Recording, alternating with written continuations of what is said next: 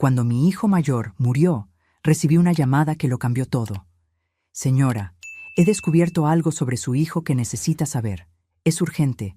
Venga a mi oficina de inmediato, pero no le diga a nadie de la familia. Podría ser peligroso. La voz de su jefe temblaba. Cuando llegué, me congelé al ver quién estaba allí. Pero antes de seguir, asegúrate de ya estar suscrito al canal y escribe en los comentarios.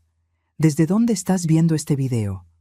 Nos encanta saber hasta dónde llegan nuestras historias. Nunca pensé que a mis 62 años estaría asistiendo al funeral de mi primogénito. Mateo solo tenía 38, un hombre íntegro, dedicado a su trabajo como analista financiero y, sobre todo, un hijo ejemplar. Dicen que ninguna madre debería enterrar a su hijo, y ahora entendía el dolor devastador detrás de esas palabras. El cuerpo de Mateo había sido encontrado en su departamento 3 días antes, víctima de un aparente ataque al corazón.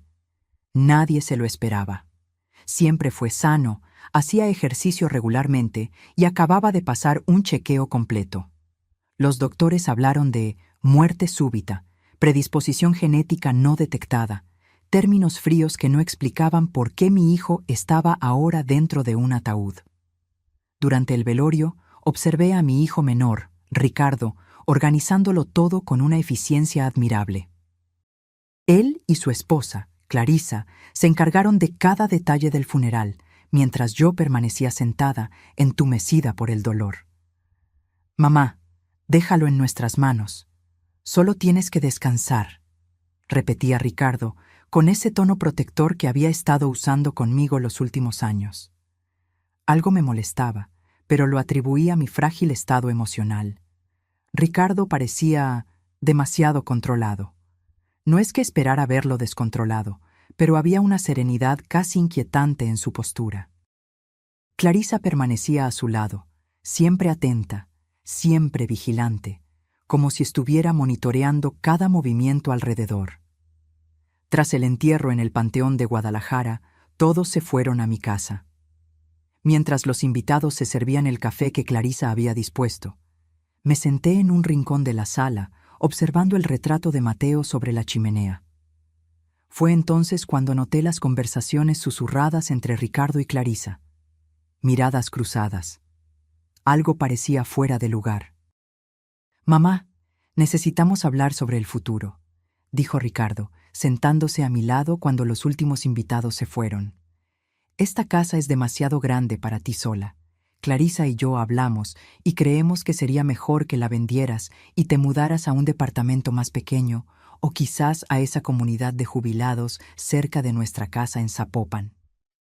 La sugerencia me tomó por sorpresa. «Pero hijo, acabamos de enterrar a tu hermano. No creo que sea el momento para...» «Precisamente por eso, mamá», interrumpió Clarisa con su voz melodiosa. «Mateo se fue tan repentinamente. La vida es impredecible. Necesitamos pensar en tu bienestar». Asentí distraídamente, incapaz de procesar esa conversación. Fue cuando sonó el teléfono. Ricardo se levantó rápidamente para atender. «¿Quién era?», pregunté cuando regresó con una expresión tensa. «Nadie importante», respondió evasivamente. «Solo alguien de la oficina de Mateo queriendo hablar contigo sobre algunos documentos». «¿Qué documentos?». «Nada de qué preocuparte ahora, mamá. Le dije que llamara en otro momento. Necesitas descansar». Esa noche, sola en mi habitación, el agotamiento finalmente me venció. Estaba casi dormida cuando mi celular vibró. Número desconocido. «Doña Adriana, soy Carlos Medina, director financiero de la empresa donde trabajaba su hijo». «¿Sí?», respondí, intentando aclarar mi mente. «Señora, necesito hablar con usted urgentemente, en privado. Es sobre su hijo». Mi corazón se aceleró. «¿Sobre Mateo? ¿Qué pasó?». Hubo una pausa antes de que respondiera. «No puedo hablar por teléfono. ¿Podría venir a mi oficina mañana temprano? Y por favor, no mencione esta conversación a nadie, especialmente a su otro hijo o a su esposa. ¿Por qué no? Por favor, confíe en mí. Es por su propia seguridad. Venga a las 9 a.m., dirección de la empresa en Monterrey». Después de colgar, estuve despierta por horas. ¿Por qué tanto secreto? ¿Qué podría saber Carlos Medina sobre Mateo que requería tal discreción? ¿Y por qué mencionar específicamente a Ricardo y Clarisa? A la mañana siguiente, le dije a Ricardo que necesitaba comprar algunas medicinas. Él insistió en ir conmigo, pero fui firme. Hijo, necesito un tiempo a solas. Es solo una farmacia. Conduje hasta el centro empresarial de Monterrey, donde Mateo trabajaba desde hace más de 10 años. El imponente edificio de vidrio y acero siempre me impresionaba. En la recepción, informé que tenía una reunión con Carlos Medina. Fui conducida al último piso, un área ejecutiva donde nunca había estado antes. Carlos me recibió personalmente, un hombre de mediana edad, con una mirada grave. Doña Adriana, gracias por venir. Por favor, pase. Su oficina era amplia, con una vista panorámica de la ciudad. Cerró la puerta y activó un botón que oscureció los cristales de las ventanas. Necesito garantizar total privacidad para esta conversación, explicó. Señor Medina, estoy empezando a preocuparme. ¿Qué es tan importante y secreto sobre mi hijo? Él respiró hondo. Doña Adriana, lo que le voy a contar parecerá increíble, pero le pido que me escuche hasta el final. Asentí, sintiendo un escalofrío. Su hijo Mateo vino a mí hace aproximadamente 3 meses con una preocupación muy grave. Descubrió serias irregularidades financieras que involucran a su otro hijo, Ricardo.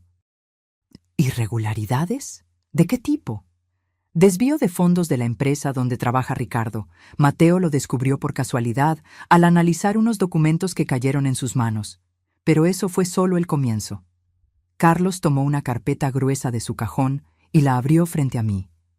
Mateo descubrió que Ricardo no solo estaba desviando dinero, sino que planeaba algo mucho más serio que la involucraba a usted.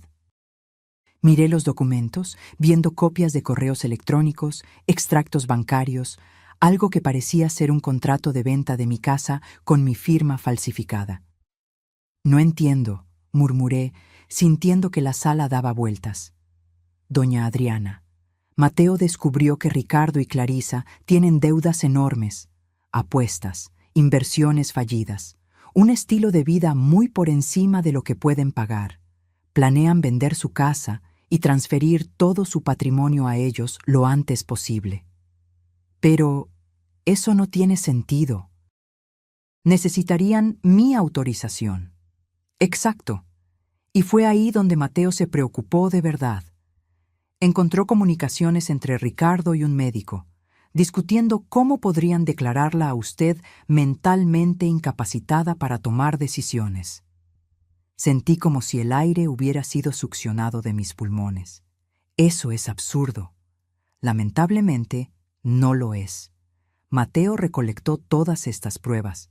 Cuando confrontó a Ricardo, la situación se puso peligrosa. ¿Peligrosa cómo? Carlos dudó. Doña Adriana, Mateo temía por su propia vida. Fue entonces cuando decidimos que necesitaba desaparecer temporalmente. ¿Desaparecer? ¿Qué quiere decir? Carlos miró hacia la puerta del baño privado de su oficina. Se abrió lentamente y entonces vi lo imposible. Mateo entró en la oficina. Mi hijo, a quien había enterrado 3 días antes, estaba vivo, frente a mis ojos. Mamá, dijo suavemente, con los ojos vidriosos. Todo se oscureció a mi alrededor. La última cosa que recuerdo es haber oído a Mateo gritar mi nombre mientras caía. Cuando recobré el sentido, estaba acostada en el sofá de la oficina. Mateo sostenía mi mano. Por un momento, pensé que todo no era más que un sueño cruel. El funeral, el dolor, todo. Mamá, soy yo, dijo él, apretando mi mano. Perdóname por el sufrimiento que te causé. Fue la única manera de protegerte. ¿Cómo? Murmuré, tocando su rostro, sintiendo su piel cálida, real. Te enterramos. Vi tu cuerpo. No era yo, explicó Mateo gentilmente. Carlos me ayudó a falsificar todo. El cuerpo era de un hombre no identificado de la morgue, con características físicas parecidas a las mías. Tenemos contactos que nos ayudaron con los documentos necesarios. Miré a Carlos, que asintió gravemente. Sé que parece una mala película de espías, mamá, pero cuando descubrí lo que Ricardo estaba planeando, me di cuenta de que necesitaba tiempo para reunir todas las pruebas y protegerte. Si simplemente desaparecía, él sospecharía. Necesitaba que todos, incluido él, creyeran que estaba muerto. ¿Pero por qué? Ricardo es tu hermano, mi hijo. Él jamás... Mamá, interrumpió Mateo suavemente. Sé que es difícil de creer, pero tengo pruebas. Tomó la carpeta de Carlos y comenzó a mostrar documentos. Correos electrónicos intercambiados entre Ricardo y un médico psiquiatra discutiendo cómo podrían documentar mi supuesta incapacidad mental. Extractos bancarios mostrando deudas enormes a nombre de Ricardo y Clarisa. Un plan detallado para vender mi casa y ponerme en una institución para ancianos. En los últimos 2 años, Ricardo y Clarisa han acumulado deudas de más de 3 millones de pesos, explicó Mateo. Apuestas, inversiones de alto riesgo, un estilo de vida que no pueden costear, y ahora están desesperados. ¿Y su solución fue eliminarme?, pregunté, sintiendo un dolor que iba más allá de lo físico. No físicamente, mamá. Pero legalmente sí. Planean obtener tu tutela legal, controlar todos tus bienes, vender todo y, eventualmente, colocarte en una institución barata mientras gastan tu dinero. Recordé de repente las pequeñas cosas que habían estado sucediendo en los últimos meses. Ricardo y Clarisa comentando que yo estaba olvidadiza. Documentos que no recordaba haber firmado. Clarisa organizando mis medicinas, insistiendo en que necesitaba dosis más fuertes. ¿Me han estado drogando?, pregunté, horrorizada ante la posibilidad. Me temo que sí, dijo Carlos.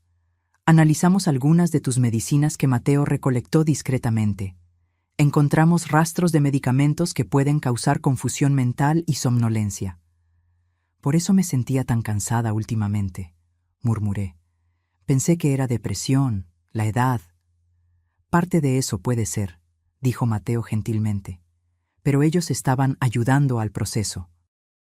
Me quedé en silencio, intentando procesar todo aquello. Mi propio hijo, planeando robar todo lo que construí en una vida entera de trabajo. Y para eso, dispuesto a declararme incapaz, a apagarme mientras aún respiraba. ¿Qué hacemos ahora?, pregunté finalmente. Necesitamos ser cuidadosos, dijo Carlos. Ricardo no puede saber que Mateo está vivo o que tú descubriste el plan. Aún no. ¿Continuamos con la farsa entonces? ¿Yo finjo que nada pasó? Por ahora, dijo Mateo. Estamos reuniendo más pruebas, involucrando a las autoridades correctas. Cuando tengamos todo en orden, confrontaremos a Ricardo y Clarisa legalmente. Miré a mi hijo vivo, y sentí una mezcla de alegría por tenerlo de vuelta y un dolor profundo por la traición del otro. ¿Cómo voy a mirar a Ricardo sabiendo todo esto?, pregunté. Será difícil, mamá, pero eres más fuerte de lo que imaginas. Mateo me abrazó, y por primera vez desde que recibí la noticia de su muerte, lloré de verdad. No lágrimas de luto, sino de alivio, rabia y determinación. Al volver a casa esa tarde, encontré a Ricardo esperándome, visiblemente irritado. ¿Dónde estabas, mamá? Me preocupé. Dijiste que irías a la farmacia, pero cuando llamé, me dijeron que no te vieron hoy. Respiré hondo, recordando el consejo de Mateo de actuar normalmente. Fui a otra farmacia. Luego terminé deteniéndome en un café. Necesitaba estar sola un momento. Ricardo me estudió, como si evaluara si estaba mintiendo. Bueno, no deberías salir así sin avisar. No estás en condiciones emocionales para andar deambulando por la ciudad. No estoy inválida, hijo, respondí, intentando no demostrar la rabia que crecía en mi pecho. Solo necesitaba un tiempo para mí. Claro, mamá, solo estamos preocupados por ti. ¿Verdad, Clarisa? No había notado a Clarisa parada en la entrada de la cocina, observando nuestra conversación con esa sonrisa plácida que ahora me parecía calculadora. Por supuesto, respondió ella acercándose. De hecho, traje tus medicinas de la noche. Pareces tan cansada. Me extendió un vaso de agua y 2 pastillas.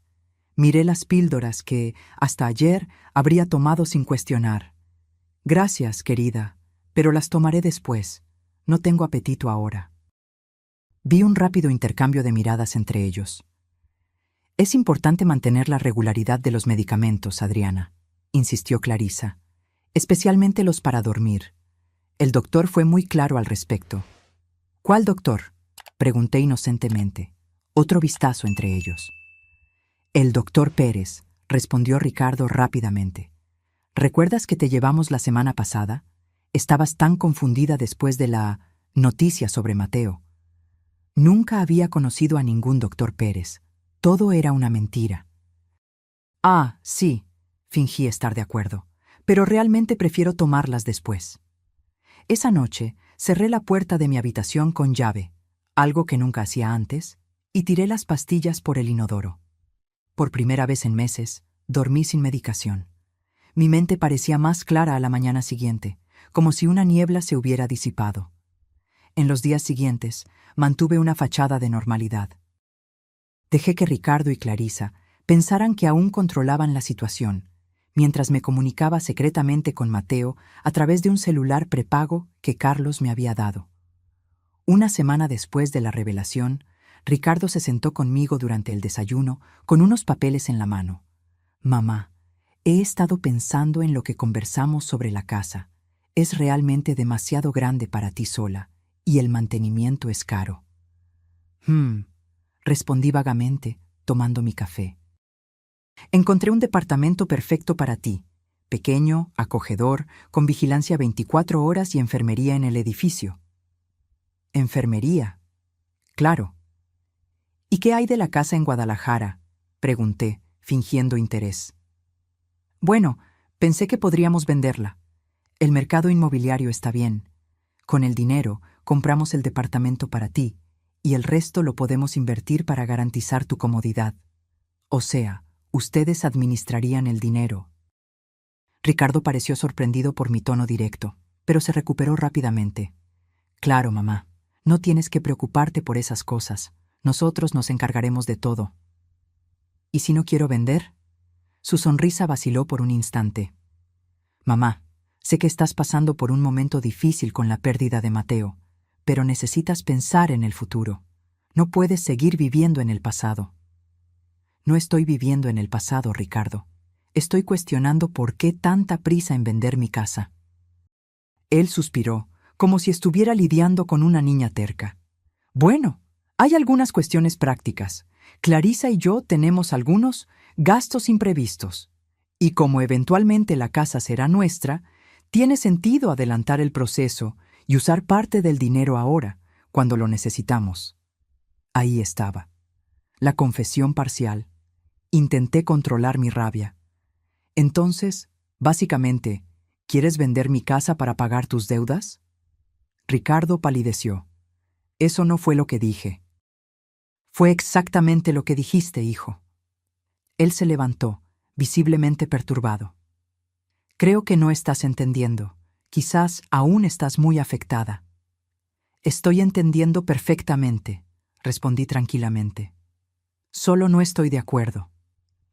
En los días siguientes, percibí un cambio sutil en el enfoque de Ricardo y Clarisa. Pasaron de la insistencia directa a una estrategia más solapada. Comentarios preocupados sobre mi memoria se hicieron más frecuentes. «Mamá, ¿tomaste tu medicina hoy? Pareces confundida», preguntaba Ricardo, incluso cuando yo estaba perfectamente lúcida. «Adriana, ¿te acuerdas de esa conversación que tuvimos ayer sobre la venta de la casa?», cuestionaba Clarisa, refiriéndose a una conversación que nunca sucedió. Eran pequeñas semillas de duda, plantadas diariamente, destinadas a hacerme cuestionar mi propia cordura. Si no supiera lo que estaba pasando, podría fácilmente comenzar a dudar de mí misma. Por la noche, cuando estaba sola, intercambiaba mensajes con Mateo, quien me informaba sobre el avance de las investigaciones. Carlos había contratado un detective privado y estaba reuniendo pruebas concretas de las deudas de Ricardo, las falsificaciones y el plan para declararme incapacitada. «Necesitamos más tiempo», escribió Mateo. Estamos casi listos, pero tenemos que ser cuidadosos. Ricardo tiene conexiones peligrosas. Aquello me intrigó. ¿Qué tipo de conexiones tendría mi hijo? El niño que crié, que jugaba con carritos en el patio, que lloró en mi regazo cuando lo batearon por primera vez. ¿Cómo se había transformado en ese extraño calculador? Una tarde, mientras Ricardo y Clarisa habían salido, decidí hacer algo arriesgado. Entré en la habitación de invitados donde habían estado durmiendo desde el funeral de Mateo. Hurgando en sus cosas, encontré una carpeta escondida en el fondo del armario. Dentro había extractos de tarjetas de crédito mostrando deudas astronómicas en casinos, tiendas de lujo, viajes caros. También había documentos relacionados con préstamos con usureros, los tales conexiones peligrosas que Mateo había mencionado. Ricardo le debía dinero a gente peligrosa y estaba desesperado por pagarles. Encontré también un sobre con fotos. Me llevé una conmoción al ver imágenes mías, claramente tomadas sin mi conocimiento, en momentos en los que parecía confundida o cansada, probablemente después de tomar las medicinas que me daban. Había anotaciones en el reverso de cada foto. Confundida al despertar. No recordó dónde guardó las llaves. Preguntó 2 veces lo mismo. Estaban construyendo un caso contra mí, documentando meticulosamente cualquier lapsus normal para usarlo como evidencia de mi supuesta incapacidad mental. También había una carta de un médico, presumiblemente el tal doctor Pérez, discutiendo mi caso. El médico sugería que, con la documentación adecuada, podría emitir un informe atestando que yo sufría de demencia precoz y no tenía capacidad para gestionar mis propios bienes.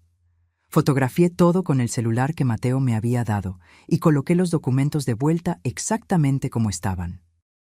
Mi corazón latía acelerado, no solo por el miedo a ser descubierta, sino por la confirmación de la traición. Ver las pruebas concretas era muy diferente a solo escuchar sobre ellas. Envié las fotos a Mateo, que respondió inmediatamente. Esto es exactamente lo que necesitábamos. Vamos a acelerar el plan. En 2 días tendremos todo listo. Esa misma noche, durante la cena, Ricardo trajo de nuevo el asunto de la casa. Mamá, encontré un comprador interesado. Está dispuesto a pagar un valor por encima del mercado, pero necesitamos dar una respuesta rápida. ¡Qué coincidencia!, comenté casualmente. Encuentras un comprador antes incluso de que yo decida si quiero vender. Ricardo cruzó una mirada con Clarisa. En realidad, dijo lentamente, ya habíamos hablado de esto, ¿recuerdas? Tú acordaste que sería lo mejor. No recuerdo esa conversación, respondí, sabiendo perfectamente que nunca sucedió. ¿Ves?, dijo Clarisa, con una expresión de preocupación exagerada. De esto estamos hablando, Adriana. Esos lapsus de memoria se están volviendo más frecuentes. No es un lapsus de memoria, afirmé firmemente. Es imposible que olvide haber acordado vender mi casa. Mamá, Ricardo suspiró. Esto se está complicando. Quizás sea hora de considerar una evaluación más seria. El doctor Pérez mencionó que... ¿Qué doctor Pérez?, interrumpí, fingiendo confusión. Nunca he consultado a ningún doctor Pérez. Otro intercambio de miradas. El geriatra que te atendió el mes pasado, dijo Clarisa pacientemente, como si hablara con una niña. ¿De verdad no recuerdas? No, no recuerdo, respondí, porque nunca sucedió. Ricardo dejó los cubiertos y me encaró. Mamá, esto es exactamente lo que nos preocupa. Has tenido estos episodios. Niegas cosas que sucedieron, olvidas conversaciones importantes. O tal vez, sugerí, ustedes están diciendo que tuvimos conversaciones que nunca sucedieron. El silencio que siguió fue tenso. Me di cuenta de que había ido demasiado lejos. No debía confrontarlos aún. Disculpen, retrocedí. Estoy cansada. Creo que me iré a dormir temprano hoy. Claro, mamá, dijo Ricardo, el alivio visible en su rostro. Clarisa te llevará tus medicinas. No es necesario, respondí rápidamente. Ya las tomé. ¿Las tomaste?, preguntó Clarisa, frunciendo el ceño. ¿Cuándo? Antes de la cena. Otro intercambio de miradas. Mamá, no deberías tomar medicinas sin supervisión. Puedes confundirte con las dosis. He estado tomando estas medicinas durante años, Ricardo. Sé cómo funcionan. Me retiré a mi habitación, cerrando la puerta con llave de nuevo. Segundos después, oí suaves golpes. «¿Adriana?», llamó Clarisa. «Te traje un té». «No quiero, gracias», respondí. «Pero te ayudará a dormir». «Estoy bien, Clarisa. Solo quiero estar sola». La oí dudar del otro lado de la puerta. Luego sus pasos se alejaron. Tomé el celular escondido y escribí a Mateo. «Se están volviendo más insistentes. Creo que se dieron cuenta de que ya no estoy tomando sus medicinas. No sé cuánto tiempo más puedo mantener esta farsa». La respuesta llegó rápida. «Aguanta solo un día más, mamá. Mañana por la noche todo estará resuelto». A la mañana siguiente, Ricardo anunció que tenía una sorpresa. «Mamá, logré agendar una consulta con un especialista en memoria. Nos atenderá esta tarde». «¿Hoy?», cuestioné. «¿Tan de repente?». «Es un favor especial», explicó él. «Ese doctor es muy solicitado, pero hizo una excepción para nosotros». Sospeché inmediatamente. ¿Sería este el tal doctor Pérez que emitiría el informe falso? Estaban acelerando el plan, probablemente presionados por los acreedores. «No sé, Ricardo. No me siento muy bien hoy». «Más un motivo para ir», insistió él. «El doctor puede recetarte algo más eficaz que esas medicinas antiguas que tomas». Necesitaba ganar tiempo. Envié un mensaje discreto a Mateo informando sobre la consulta. «No vayas de ninguna manera», respondió él. «Es una trampa. Estamos acelerando nuestro plan también. Quédate en casa hoy. Inventa cualquier excusa». «Ricardo», dije, saliendo de la habitación después de intercambiar mensajes con Mateo. «Lo siento, pero no voy a poder ir a la consulta. Acabo de recordar que agendamos desalojar el departamento de Mateo hoy. La inmobiliaria llamó». La expresión de Ricardo se endureció. «Eso puede esperar, mamá. Tu salud es más importante». «No, no puede», insistí. «El contrato termina hoy. Si no retiramos las cosas, las van a desechar. Son los últimos recuerdos de tu hermano». Ricardo parecía a punto de explotar, pero se contuvo. «Está bien», dijo, controlando la voz. «Voy a reprogramar la consulta. Pero mañana sin falta, ¿de acuerdo?» «Claro», acepté, sabiendo que para entonces todo ya habría cambiado. Esa tarde, Ricardo salió para resolver algunas cosas. Clarisa se quedó en casa, observándome como un halcón. Insistió en que tomara un té, que educadamente rechacé. Sugirió que descansara, que viéramos una película juntas, cualquier cosa para mantenerme bajo su vista. Alrededor de las 5 de la tarde, sonó el timbre. Clarisa fue a atender y regresó con una expresión pálida. «Adriana», dijo con la voz temblorosa, «hay alguien queriendo hablar contigo, sobre Mateo». Me levanté del sofá, sintiendo que el corazón se aceleraba. ¿Estaría el plan de Mateo ya en acción? En la sala de entrada encontré a un hombre alto de traje, con una placa policial en las manos. «¿Señora Adriana Campos?», preguntó él. «Soy el comandante Rodríguez. Necesito hablar con usted sobre su hijo, Mateo Campos». «Sí, claro», respondí, intentando mantener la compostura.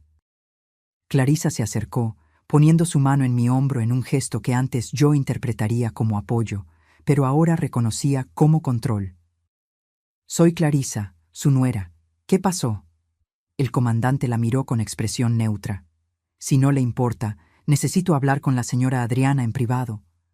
«Pero ella está frágil», insistió Clarisa. «Perdió a su hijo recientemente». «Comprendo, pero es un asunto confidencial». «Está todo bien, Clarisa», intervine. «Podemos usar el despacho». Conduje al comandante hasta el despacho que había sido de mi difunto marido y cerré la puerta. Apenas estuvimos a solas, él habló en voz baja. «Señora Adriana, soy amigo de Carlos Medina. Su hijo Mateo me buscó con evidencias bastante serias sobre actividades ilegales que involucran a su otro hijo, Ricardo. Así que eso era. El plan estaba en marcha. Estamos a punto de arrestar a Ricardo por fraude, falsificación e intento de interdicción judicial fraudulenta, continuó él. Pero antes, necesitamos garantizar su seguridad. Existe la posibilidad de que Ricardo reaccione de manera impredecible cuando sepa que fue descubierto. ¿Qué debo hacer?, pregunté, sintiendo una mezcla de alivio y aprehensión. Un equipo policial está posicionado cerca de su casa. Estamos esperando que Ricardo regrese para efectuar la detención. ¿Y Clarisa?, pregunté. ¿Está involucrada también? Sí, tenemos pruebas de que fue cómplice en todo el esquema. Ambos serán detenidos. Intenté procesar la magnitud de todo aquello. Mis 2 hijos, uno fingiendo su propia muerte para protegerme, el otro conspirando contra mí. Hay una cosa más que necesita saber, añadió el comandante, bajando aún más la voz. Su hijo Mateo está aquí. Mi corazón dio un salto. ¿Aquí? ¿Dónde? En el coche, a una cuadra de distancia. Él insistió en estar presente, a pesar de los riesgos. ¿Quiere verlo antes de que arrestemos a Ricardo? Sí, respondí sin dudar. El comandante tomó su celular y envió un mensaje rápido. Voy a crear una distracción para Clarisa. Cuando yo salga con ella hacia la sala, usted salga por la puerta trasera. Hay un coche negro esperando en la esquina. Asentí, sintiéndome como personaje de una película de espías. ¿Qué le digo a ella sobre nuestra conversación? Diga que estamos investigando algunas irregularidades en el seguro de vida de Mateo. Nada preocupante, solo burocracia. Salimos del despacho y el comandante le pidió a Clarisa que le mostrara los documentos del seguro. Mientras ellos se dirigían a la sala, escapé silenciosamente por la puerta de la cocina que daba al patio. El corazón me latía tan fuerte que temía que Clarisa pudiera oírlo. Crucé el jardín, salí por la puerta lateral y divisé el coche negro. La puerta trasera se abrió cuando me acerqué. Entré rápidamente y allí estaba él, Mateo, mi hijo, vivo. Nos abrazamos en silencio, ambos temblando de emoción. No había palabras para ese momento. «Mamá», finalmente dijo, «está terminando. Hoy mismo, todo esto acaba». «¿Cómo estás?», pregunté, aún sosteniendo su rostro entre mis manos, como hacía cuando era niño. Preocupado por ti, fue más difícil de lo que imaginé estar alejado, sabiendo el peligro. «Tu hermano», comencé, pero no pude completar la frase. «Lo sé», Mateo respondió con tristeza. «Aún no puedo creer en lo que se convirtió». Carlos, que estaba en el asiento del copiloto, se giró hacia nosotros. «Ricardo acaba de llegar a la casa», informó. «La policía entrará en acción en instantes». «Quiero estar allí», declaré. «Mamá, no es seguro», protestó Mateo. «Necesito verlo con mis propios ojos. Necesito mirarlo a los ojos cuando descubra que sé de todo». Mateo cruzó miradas con Carlos, que asintió con renuencia. «Está bien, pero yo iré contigo. Es hora de que Ricardo sepa que no tuvo éxito». Regresamos a la casa con el coche, ahora acompañados por 2 patrullas policiales. Cuando entramos en la sala, Ricardo estaba sentado en el sofá, conversando tensamente con Clarisa. Ambos se giraron al oír la puerta. El shock en el rostro de Ricardo al ver a Mateo fue algo que jamás olvidaré. Sus ojos se abrieron. El rostro palideció como si hubiera visto un fantasma que, de cierta forma, era exactamente lo que estaba viendo. ¿Qué es esto?», tartamudeó, levantándose. «Hola, hermano», dijo Mateo tranquilamente. Clarisa dejó escapar un grito ahogado, cubriendo su boca con las manos. «Imposible», murmuró ella. «Estás muerto. Nosotros vimos...» «Vieron lo que me fue conveniente que vieran», respondió Mateo. «Así como yo vi lo que ustedes estaban planeando para nuestra madre». Los policías entraron en la sala, liderados por el comandante Rodríguez. Ricardo Campos, Clarisa Campos, están siendo arrestados por múltiples cargos de fraude, falsificación de documentos, conspiración e intento de interdicción fraudulenta. Ricardo parecía un animal acorralado, los ojos saltando de Mateo hacia mí, hacia los policías. De repente, su mirada se endureció. «Esto es ridículo», exclamó. «No pueden probar nada». «En realidad sí podemos», dijo el comandante, haciendo un gesto a uno de los policías, que abrió una carpeta. «Tenemos copias de correos electrónicos intercambiados entre usted y el doctor Pérez Mendoza, discutiendo la emisión de un informe médico falso declarando a su madre mentalmente incapacitada. Tenemos los documentos falsificados con su firma. Tenemos pruebas de que usted abrió tarjetas de crédito a nombre de ella sin su consentimiento». Ricardo me miró y por primera vez vi miedo en sus ojos. «Mamá, no es lo que parece», intentó. «Estábamos intentando protegerte». «¿Protegerme?», repetí, manteniendo la voz firme a pesar del dolor que me consumía. «¿Doparme, robar mi dinero, planear ponerme en un asilo? ¿Eso es protección, Ricardo? No entiendes, estábamos desesperados». «¿Por las deudas de juego?», pregunté. «¿De los préstamos con usureros? ¿De los gastos extravagantes?». Pareció sorprendido por yo saber tantos detalles. «¿Cómo...?» «Encontré sus documentos», expliqué. «El día que salieron. Vi todo, los extractos, las fotos que me tomaron, las anotaciones, todo». Clarisa, hasta entonces en silencio, de repente avanzó en mi dirección. «Vieja entrometida, arruinaste todo». Un policía la contuvo antes de que llegara hasta mí. «Clarisa Campos, queda usted arrestada». Mientras los policías esposaban a la pareja, miré a Ricardo, no más el niño que crié, sino un extraño cuyos ojos ardían de rabia. «Esto no termina aquí», amenazó mientras era llevado. «Tengo conexiones.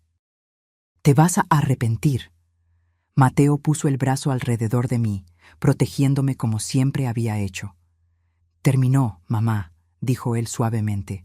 «Ellos no pueden lastimarte más». Pero mientras veía a mi hijo menor siendo llevado por la policía, sabía que algunas heridas nunca cicatrizarían completamente. Los días que siguieron a la detención de Ricardo y Clarisa fueron un torbellino de emociones y burocracia.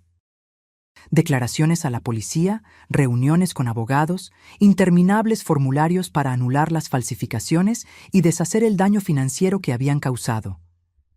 Pero en medio de todo ese caos había una profunda alegría. Mateo estaba vivo. La resurrección oficial de mi hijo exigió casi tanto papeleo como su muerte. Carlos movilizó un equipo jurídico para lidiar con las complicaciones legales. Hubo multas que pagar por la falsificación del acta de defunción, explicaciones que dar a las autoridades, un nuevo funeral que organizar para el verdadero ocupante del ataúd que enterramos, un hombre sin familia cuya identidad fue temporalmente prestada gracias a contactos de Carlos. «¿Cómo fue vivir escondido todo este tiempo?», le pregunté a Mateo una noche, mientras cenábamos solos en casa por primera vez desde que todo había ocurrido. «Solitario», admitió él. «Me quedé en un departamento seguro que Carlos consiguió en Puebla. Salía solo lo esencial, siempre disfrazado. La parte más difícil fue saber que tú estabas sufriendo, creyendo que yo estaba muerto, pero expuesta al peligro». «¿Por qué no me contaste antes?». Mateo suspiró, poniendo los cubiertos a un lado. «Fue mi mayor duda. Carlos y yo lo discutimos por días. Al final, decidimos que tu reacción de luto necesitaba ser genuina para que Ricardo no sospechara. Si supieras la verdad, quizás no lograrías mantener la farsa. Subestimaste mis habilidades de actriz», comenté con una pequeña sonrisa. «Quizás». Él sonrió de vuelta. «Pero tampoco sabíamos hasta dónde estaba dispuesto a llegar Ricardo. Si él percibía que tú sabías algo, podría acelerar los planes». La implicación flotó pesada entre nosotros. ¿Hasta dónde habría llegado mi propio hijo para conseguir lo que quería? «Las audiencias comienzan la próxima semana», comenté, cambiando de tema. «El abogado dijo que Ricardo está intentando un acuerdo». «Típico de él», respondió Mateo amargamente, siempre buscando el camino más fácil, incluso a costa de otros. «Clarisa está colaborando con la fiscalía», añadí, ofreciendo información a cambio de una pena reducida. Aparentemente, está echándole toda la culpa a Ricardo. No me sorprende, ella siempre fue manipuladora. Miré por la ventana, hacia el jardín donde mis dos hijos solían jugar juntos, construyendo fuertes de ramas y hojas, defendiéndose de enemigos imaginarios. ¿Dónde nos equivocamos con él, Mateo? ¿Qué pasó con ese niño dulce que conocíamos? Mateo se quedó en silencio por un momento. No creo que nos equivocamos, mamá.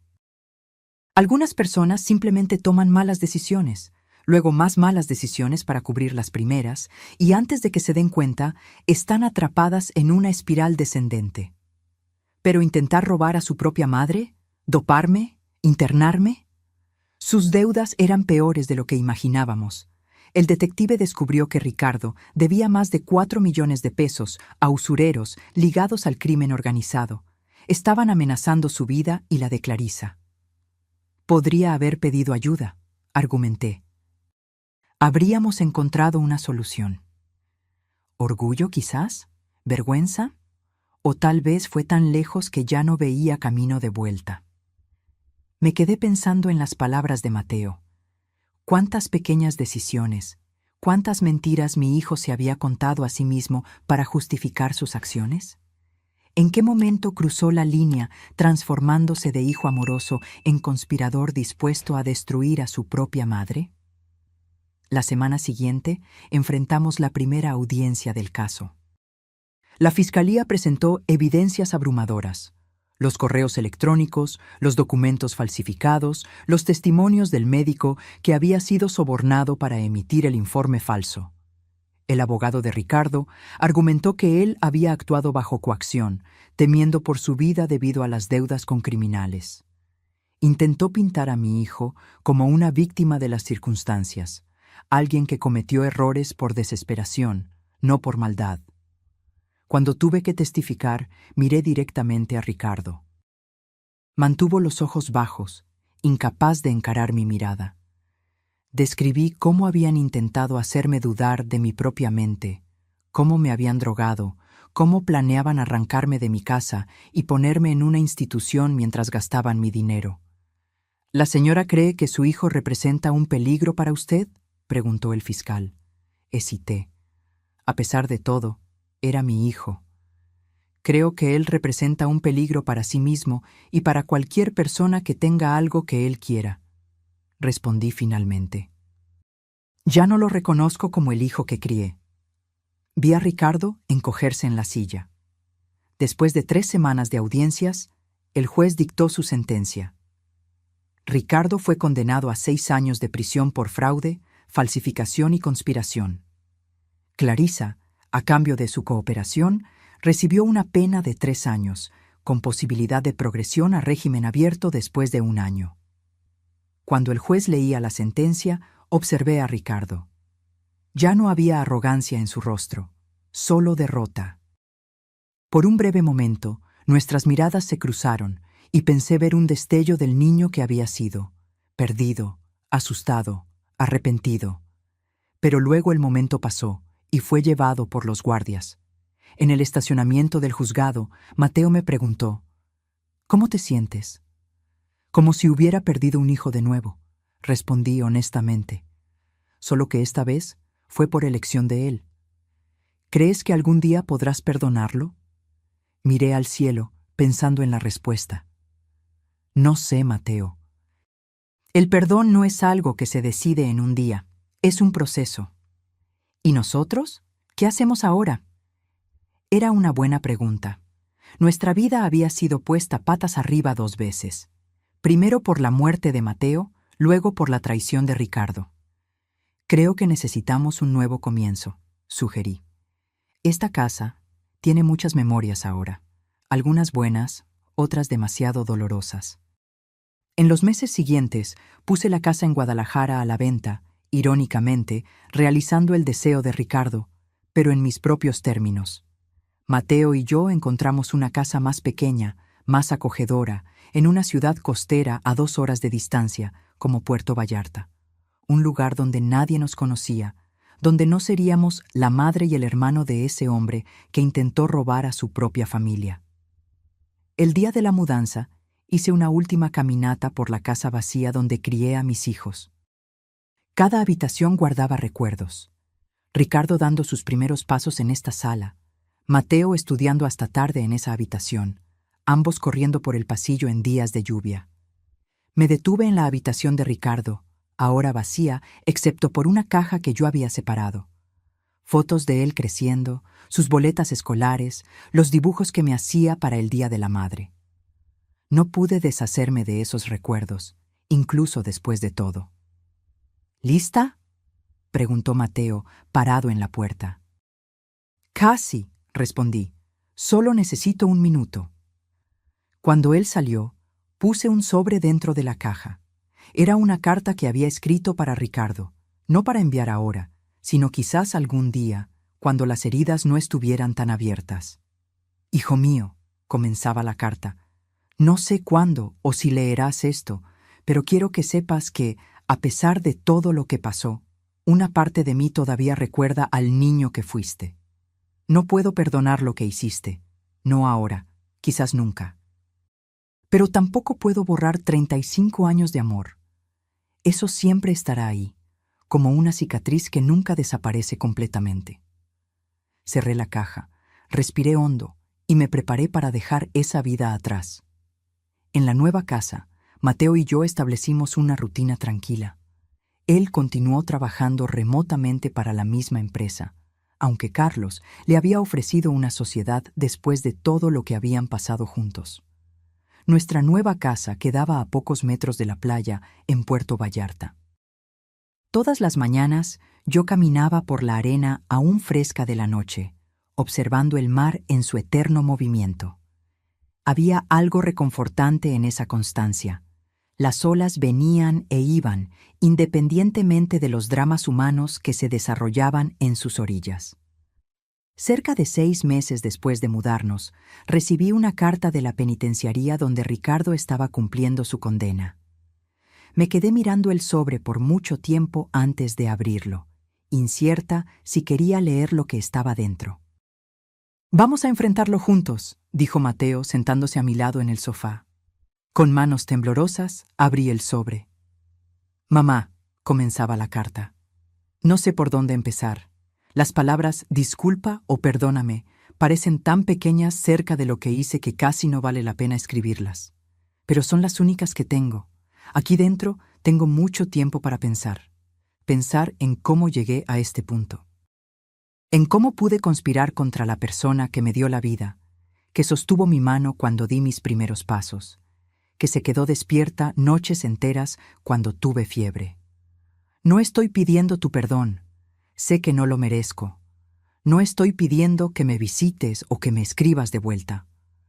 Solo necesitaba que supieras que, en medio de esta oscuridad en la que me encuentro, finalmente estoy viendo con claridad el monstruo en el que me convertí. La terapia obligatoria de la prisión me ha ayudado a entender mis patrones de comportamiento, cómo una mentira llevó a otra, cómo me convencí de que el dinero y el estatus eran más importantes que la familia, cómo racionalicé cada decisión terrible, diciéndome a mí mismo que era solo temporal, que un día lo compensaría todo. Sé que las palabras son solo palabras, especialmente viniendo de alguien que mintió tanto como yo, pero son sinceras, por más que eso pueda sonar vacío ahora. Si algún día, años en el futuro, sientes que puedes darme la oportunidad de demostrar con acciones el arrepentimiento que siento, estaré esperando. Si no, lo entenderé. Ya has sufrido suficiente por mi culpa. Con amor, aunque he probado no merecer usar esa palabra, Ricardo. Cuando terminé de leer, me di cuenta de que estaba llorando. No sabía exactamente por qué, si era por la pérdida del hijo que conocí, por el dolor que aún sentía por su traición, o por alguna confusa esperanza de que tal vez, solo tal vez, esas palabras fueran verdad. Mateo permaneció en silencio, respetando mi momento. «¿Qué piensas?», pregunté finalmente. «Honestamente, no sé», respondió él. Ricardo siempre fue bueno con las palabras. ¿Recuerdas cómo lograba salirse de problemas en la escuela? ¿Cómo convencía a los maestros de que merecía una segunda oportunidad? Asentí, recordando cómo mi hijo menor tenía el don de encantar a las personas. Pero también sé que las personas pueden cambiar, continuó Mateo, especialmente cuando tocan fondo, y Ricardo ciertamente llegó allí. ¿Tú conseguirías perdonarlo algún día?, pregunté. Mateo pensó por un momento. Tal vez. Con mucho tiempo y muchas pruebas de que el cambio es genuino. ¿Pero confiar en él de nuevo? Eso sería mucho más difícil. Guardé la carta en un cajón, sin decidir si respondería o no. Algunos días después, durante mi caminata matinal en la playa, encontré a una señora mayor sentada en un banco, observando el mar. Comenzamos a conversar, como sucede en ciudades pequeñas. Su nombre era Amalia. Tenía 78 años y vivía sola desde que su marido había fallecido. Cuando mencioné que me había mudado recientemente a la ciudad, ella preguntó el motivo. Sorprendentemente, me encontré contándole la historia completa, sobre la falsa muerte de Mateo, la conspiración de Ricardo, todo. Era la primera vez que hablaba de eso con alguien aparte de Mateo, Carlos y los abogados. ¿Sabes?, dijo Amalia cuando terminé. Tengo una historia no muy diferente. Me contó que, décadas atrás, su hija había robado todos sus ahorros para sustentar una adicción a las drogas. Había mentido, manipulado e incluso amenazado a su propia madre. Durante años no hablé con ella, explicó Amalia. No podía. El dolor era demasiado grande, pero un día recibí una carta parecida a la que describes. La ignoré. Luego vino otra y otra más. Por 3 años, mi hija me escribió mensualmente, sin que yo respondiera una sola vez. ¿Y qué pasó?, pregunté. Al 4.º año, decidí leer todas las cartas de una vez. Vi una progresión en ellas, de la desesperación a la aceptación, de la autocompasión al verdadero arrepentimiento. En la última carta ya no pedía nada, solo me contaba sobre su vida, su recuperación, cómo estaba intentando ayudar a otras personas con problemas similares. Amalia sonrió, mirando al horizonte. Decidí visitarla. Fue extraño, doloroso, pero también sanador, de alguna forma. Hoy tenemos una relación. No es perfecta, nunca será como antes, pero es algo. ¿Y sabes una cosa? No me arrepiento de haberle dado esa oportunidad. Incluso si hubiera terminado mal, no me arrepentiría, porque necesitaba saber, por mí misma, si era posible reconstruir algo de las ruinas. Sus palabras se quedaron conmigo por días. La semana siguiente, escribí una breve respuesta para Ricardo. Recibí tu carta. No estoy lista para perdonar u olvidar. Tal vez nunca lo esté, pero estoy dispuesta a leer lo que tengas que decir. Eso es todo lo que puedo ofrecer ahora. Fue el inicio de una correspondencia cautelosa. Al principio, intercambiábamos cartas cada mes. Ricardo me contaba sobre su rutina en la prisión, las sesiones de terapia, los trabajos que realizaba allí dentro. Nunca pedía nada, nunca presionaba por visitas o perdón. Mateo, inicialmente escéptico, comenzó a admitir que tal vez había un cambio genuino en su hermano. Las cartas parecen diferentes, comentó él después de leer una de ellas con mi permiso. Menos manipuladoras, más reflexivas. Un año después de la primera carta, Ricardo mencionó que estaba participando en un programa de rehabilitación financiera, aprendiendo a lidiar con el dinero de forma responsable. También estaba dando clases de matemáticas para otros reclusos, ayudándoles a conseguir su diploma de bachillerato. Descubrí que enseñar me da un propósito que el dinero nunca me dio, escribió él. Ver a alguien entender un concepto nuevo, ver el orgullo en los ojos de hombres que la sociedad descartó cuando logran resolver un problema, eso no tiene precio. En el 2.º año de nuestra correspondencia, tomé una decisión difícil. Iría a visitarlo. ¿Estás segura?, preguntó Mateo, preocupado. No tienes que hacer esto si no estás lista. Necesito verlo con mis propios ojos, respondí. Necesito mirarlo a los ojos y sentir si hay verdad en lo que escribe. El día de la visita llegó, frío y nublado. La penitenciaría era un lugar opresor, muros altos, cercas de alambre de púas, guardias armados. Pasé por diversos procedimientos de seguridad antes de ser conducida a la sala de visitas. Cuando Ricardo entró, casi no lo reconocí. Estaba más delgado, el cabello corto al estilo militar de la prisión, el rostro marcado por una seriedad que nunca había tenido antes. Sus ojos, sin embargo, eran los mismos, los ojos de mi hijo menor, ahora vidriosos al verme. «Mamá», dijo simplemente, su voz embargada. «Ricardo», respondí, manteniendo la compostura. Nos sentamos en lados opuestos de una mesa simple. Por algunos minutos, ninguno de nosotros pudo decir nada. «Gracias por venir», finalmente habló. «No esperaba...» «Yo tampoco», admití.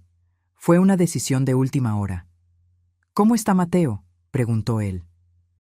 Era la primera vez que mencionaba a su hermano en nuestras correspondencias.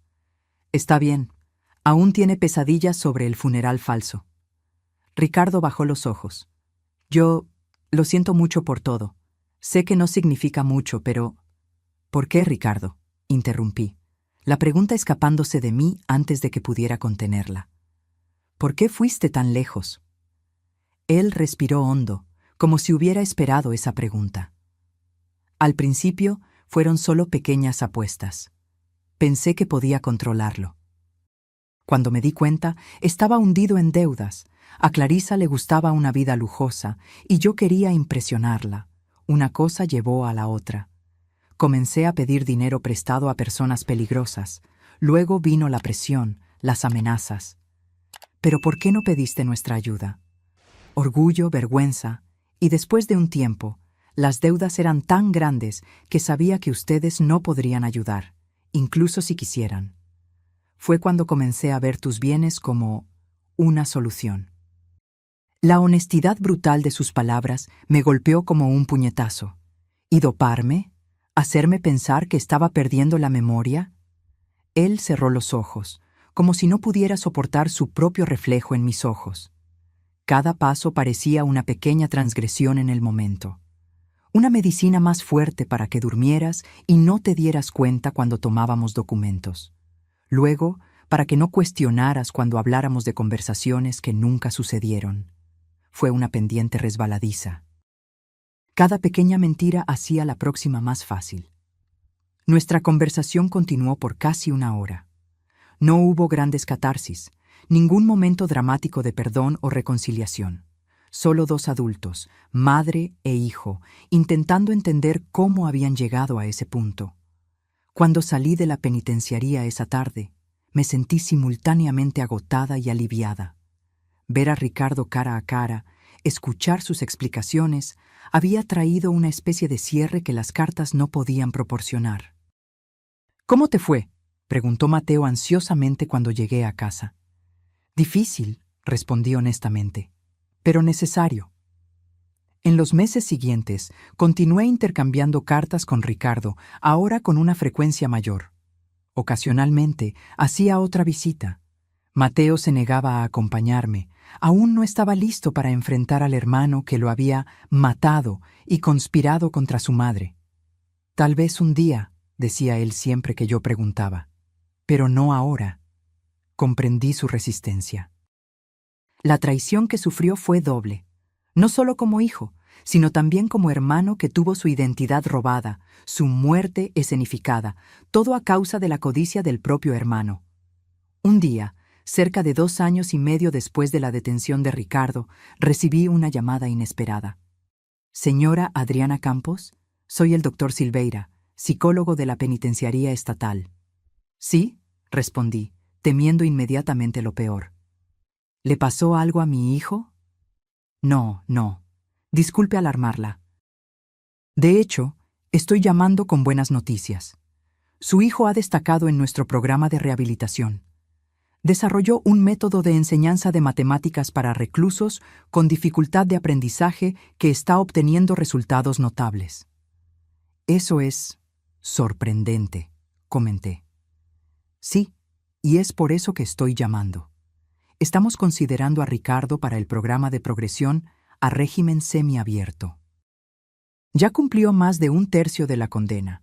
Ha demostrado excelente comportamiento y arrepentimiento genuino.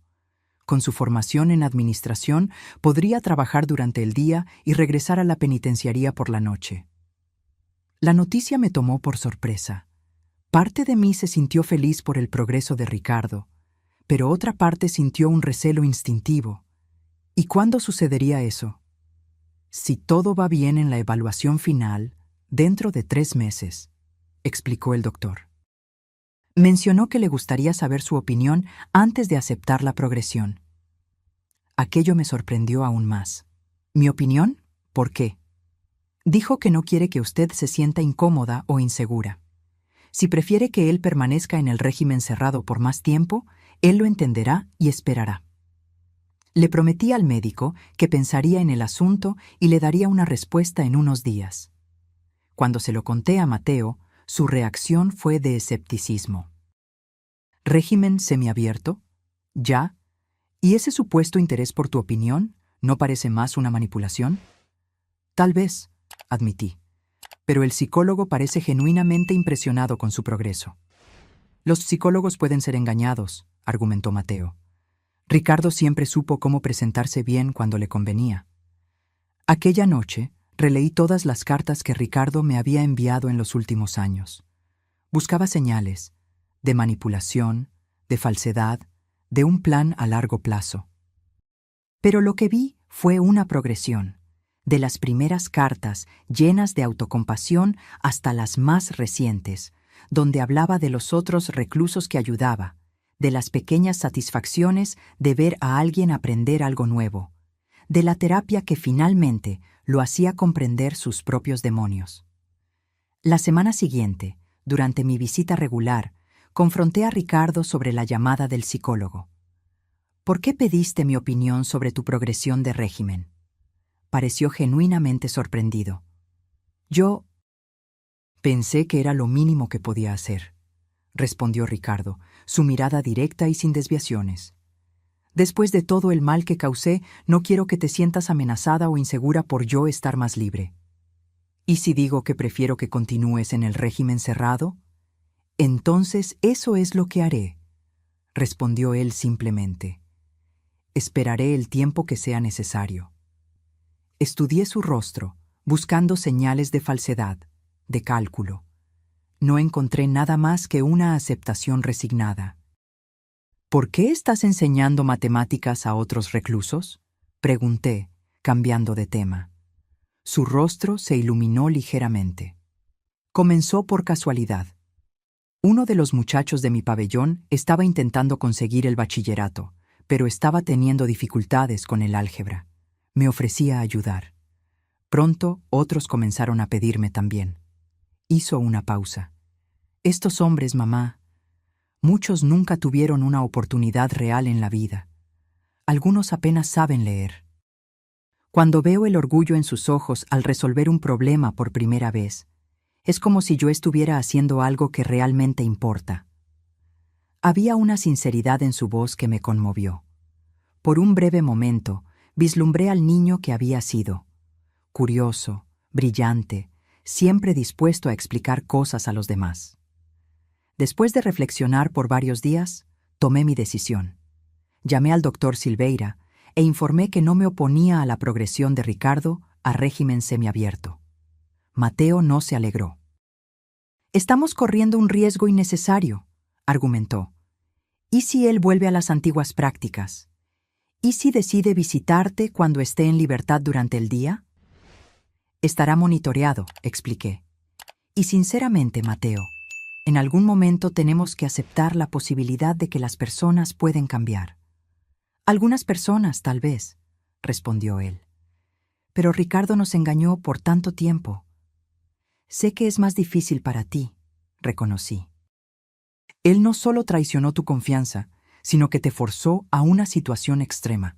No te estoy pidiendo que lo perdones, solo que aceptes que estoy dispuesta a darle esta oportunidad». 3 meses después, Ricardo comenzó en el régimen semiabierto. Consiguió un empleo en una organización sin fines de lucro que trabajaba con reintegración de exreclusos, donde utilizaba sus habilidades administrativas durante el día, regresando a la penitenciaría por la noche y los fines de semana. En las cartas, él describía su trabajo con entusiasmo. Estoy ayudando a personas que cometieron errores como yo a encontrar un camino de vuelta a la sociedad. Es irónico y apropiado al mismo tiempo. Pasamos otro año en esa rutina. Ricardo trabajando durante el día, cumpliendo su condena por la noche, nuestras visitas ocasionales y cartas frecuentes. Mateo continuaba reacio a cualquier contacto con su hermano, aunque yo notaba que hacía más preguntas sobre Ricardo, sobre su trabajo, sobre su aparente rehabilitación. Entonces, llegó el día de la audiencia para la progresión a régimen abierto. Ricardo podría vivir en una casa de reinserción social, necesitando solo presentarse periódicamente ante la justicia. Iré a la audiencia, anuncié para Mateo en la víspera. Él se quedó en silencio por un momento, entonces dijo algo que me sorprendió. Yo también iré. ¿Estás seguro? No, admitió él, pero creo que ya es hora de enfrentar esto como una familia, o lo que queda de ella. La audiencia fue breve, pero intensa. El juez revisó el historial de Ricardo en la prisión, escuchó los testimonios de los psicólogos y supervisores, todos positivos. Cuando preguntó si alguien de la familia le gustaría hablar, me levanté. Mi hijo cometió errores graves, comencé, sintiendo el peso de cada palabra.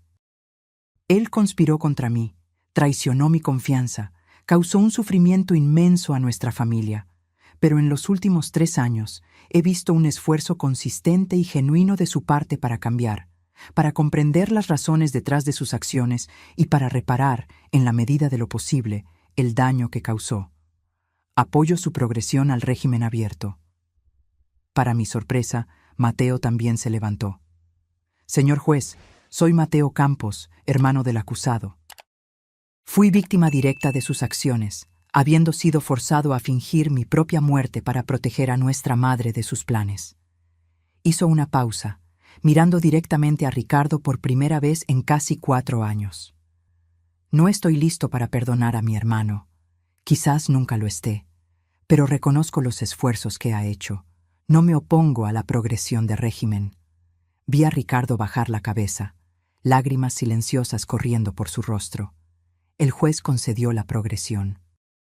Cuando la audiencia terminó, Ricardo se acercó a nosotros con vacilación. Gracias, dijo simplemente. No merezco esto, pero voy a intentar estar a la altura de la oportunidad que me están dando. Mateo solo asintió brevemente, aún incapaz de expresar cualquier afecto, pero aquel pequeño gesto significaba más que 1000 palabras. En las semanas siguientes, Ricardo se estableció en una casa de reinserción social, continuando su trabajo en la ONG. Comenzó también un curso nocturno de licenciatura en matemáticas. Quería convertirse en profesor. Descubrí que enseñar me da un propósito que nunca encontré antes, escribió él. Quiero hacer algo que realmente importe, que ayude a otras personas. Cerca de 6 meses después de su mudanza al régimen abierto, Ricardo pidió algo que me tomó por sorpresa. Quería invitarnos, a Mateo y a mí, a un almuerzo. Entiendo completamente si se niegan, escribió. Pero me gustaría tener la oportunidad de estar con ustedes fuera del ambiente de la penitenciaría, como una familia, o al menos intentarlo. Le mostré la carta a Mateo, esperando su negativa inmediata. Él leyó en silencio. Luego suspiró profundamente. Creo que es hora, dijo finalmente, no por él, sino por nosotros, para cerrar este capítulo de alguna forma. El almuerzo sucedió en un restaurante sencillo cerca de la casa de reinserción. Al principio, la atmósfera estaba tensa, cargada de palabras no dichas y profundos rencores. Pero poco a poco, a medida que la comida avanzaba, algo comenzó a cambiar. No fue una reconciliación milagrosa. No hubo abrazos emocionados o perdones instantáneos. Solo 3 personas intentando encontrar un nuevo modo de coexistir, conscientes del pasado, pero no completamente prisioneras de él. Los años siguientes fueron un lento proceso de reconstrucción. Ricardo terminó de cumplir su condena. Consiguió su diploma de profesor de matemáticas y comenzó a trabajar en una escuela pública en la periferia de Ciudad de México, enseñando a adolescentes en situación de vulnerabilidad. Nuestros almuerzos en familia se hicieron más frecuentes, mensuales, luego quincenales. Mateo y Ricardo nunca recuperaron la cercanía que tenían en la infancia, pero desarrollaron un respeto cauteloso uno por el otro. Heridas profundas como las nuestras no cicatrizan completamente, pero con el tiempo, el dolor agudo fue dando lugar a una aceptación melancólica. 5 años después de aquella llamada que cambió todo, recibimos una invitación de Ricardo. Se estaba graduando con honores en su licenciatura y le gustaría que estuviéramos presentes. En la ceremonia, observé a mi hijo menor recibir su diploma, el rostro maduro y sereno, tan diferente del hombre desesperado y codicioso que había conspirado contra su propia madre. A su lado, una joven profesora de la misma escuela donde trabajaba, Marina, su novia desde hace casi un año, una mujer gentil que conocía toda nuestra historia y aún así eligió quedarse a su lado. ¿Estás bien?, preguntó Mateo, notando mis ojos vidriosos. Estoy pensando en cuán impredecible es la vida, respondí. Si alguien me hubiera dicho hace 6 años que estaríamos los 3 aquí hoy, celebrando la graduación de Ricardo, lo habrías creído una locura, completó él. Y aún así, aquí estamos. Después de la ceremonia, Ricardo se acercó a nosotros, sosteniendo su diploma y trayendo a Marina de la mano. Gracias por venir, dijo él, la voz embargada. Significa más de lo que puedo expresar. Estamos orgullosos de ti, respondí, y me di cuenta de que era verdad. Mateo extendió la mano hacia su hermano, un gesto que, por su simplicidad, cargaba un peso enorme. Buen trabajo, dijo él simplemente. Esa noche, después de que Mateo se fue a casa, me quedé sentada en el balcón de mi casa a la orilla del mar en Puerto Vallarta, reflexionando sobre la extraordinaria jornada que nuestra familia había recorrido. De la traición a la redención, del luto al renacimiento, de la desconfianza a la posibilidad de confianza renovada. Pensé en cómo nuestras vidas habían sido transformadas por una única decisión desesperada de Mateo: fingir su propia muerte para protegerme. ¿Qué habría pasado si él no hubiera sido tan vigilante, si no hubiera descubierto los planes de Ricardo a tiempo? Probablemente yo estaría en alguna institución, drogada y confundida, mientras Ricardo y Clarisa agotaban mis ahorros. O tal vez peor. Pensé también en Clarisa, que cumplió su pena reducida y desapareció de nuestras vidas. Según los últimos rumores, se había casado con un empresario en otra ciudad, reinventándose completamente. Esperé sinceramente que ella también hubiera encontrado un camino mejor. Me di cuenta de que estaba sonriendo, a pesar de todo. No porque el pasado no importara, siempre importaría, siempre sería parte de quienes éramos, sino porque habíamos encontrado una manera de no dejar que definiera nuestro futuro. A la mañana siguiente, Ricardo apareció para un café. Estaba nervioso, inquieto. «Hay algo que quiero preguntarte», dijo él finalmente. «Entenderé perfectamente si la respuesta es no». «¿Qué es?» «Marina y yo estamos pensando en casarnos el próximo año». «Eso es maravilloso», respondí sinceramente. Marina era una buena influencia en su vida, un ancla de estabilidad. «Sí, pero... bueno, estamos buscando un lugar para vivir. Algo pequeño, modesto, cerca de la escuela donde trabajamos, y estaba pensando si me prestarías un poco de dinero para el enganche». Sentí una punzada de aprehensión. El dinero había sido el detonante de toda la tragedia en nuestra familia. «No es mucho», continuó él rápidamente, percibiendo mi vacilación. «Tengo algunos ahorros, Marina también. Sería solo para complementar. Y claro, haríamos un contrato formal, con pagos mensuales». Levanté la mano, interrumpiéndolo. «Ricardo, voy a pensarlo». No porque no confíe en ti ahora, sino porque necesitamos ser cuidadosos con estas cuestiones en nuestra familia, considerando nuestro historial. Él asintió, visiblemente aliviado de que yo no me hubiera negado de inmediato. «Claro, mamá.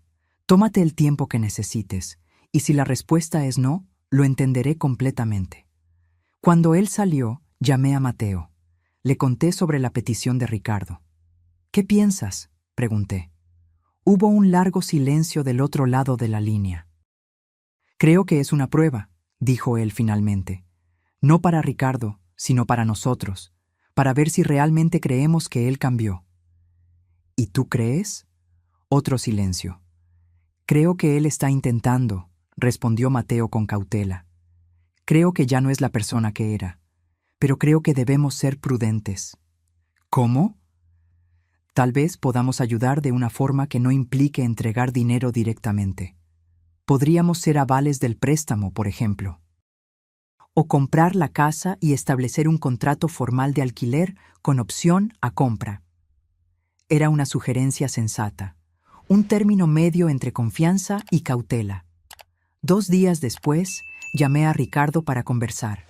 Le expliqué la propuesta que Mateo y yo habíamos elaborado. No es una cuestión de no confiar en ti, expliqué. Es sobre establecer límites saludables después de todo lo que pasamos. Para mi sorpresa, Ricardo pareció genuinamente aliviado. Es perfecto, dijo él. Para ser honesto, me preocupé después de hacer la petición. Pensé que podría dar la impresión equivocada, que podría parecer que estoy volviendo a los viejos hábitos. ¿Pensaste en eso? Pienso en eso todos los días, mamá. Tengo miedo de volver a ser la persona que era, de decepcionarlos de nuevo, de decepcionarme. Es una lucha constante.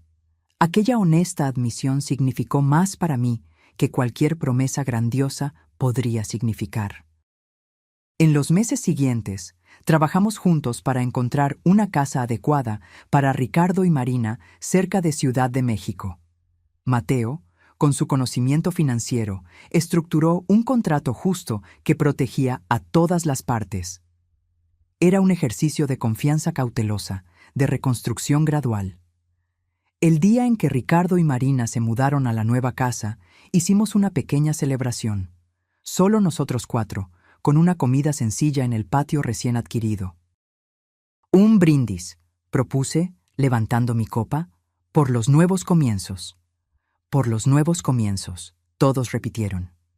Mientras observaba a mis 2 hijos conversando civilizadamente, no pude evitar reflexionar sobre la extraordinaria jornada que habíamos recorrido. De la desesperación a la esperanza, de la traición a la redención incompleta, pero significativa. ¿En qué estás pensando?, preguntó Marina, sentándose a mi lado mientras los hermanos discutían sobre la mejor forma de arreglar la terraza trasera. En cómo la vida rara vez sigue el camino que esperamos, respondí. Y en cómo a veces, de las mayores tragedias, pueden surgir oportunidades de crecimiento que nunca habríamos imaginado. Ella sonrió, cubriendo mi mano con la suya. Ricardo me cuenta historias sobre cómo eras cuando él era niño. Dice que siempre fuiste la fuerza de la familia, incluso antes de que todo esto sucediera.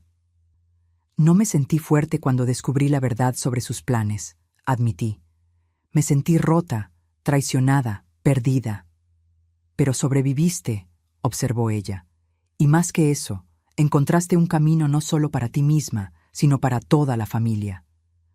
Miré de nuevo a mis hijos, Mateo mostrándole a Ricardo cómo la madera de la terraza necesitaba ser tratada, Ricardo escuchando atentamente, respetuosamente. No era perfecto, no era lo que yo había soñado para nosotros tantos años atrás. Pero era real, era honesto, y eso tenía su propio tipo de belleza.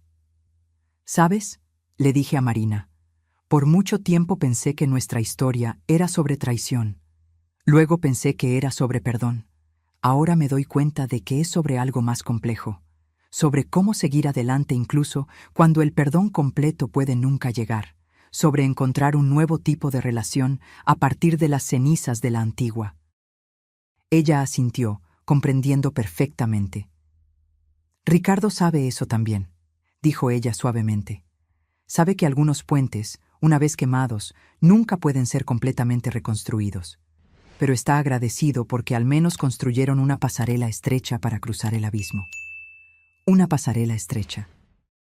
Era una buena metáfora para lo que habíamos logrado.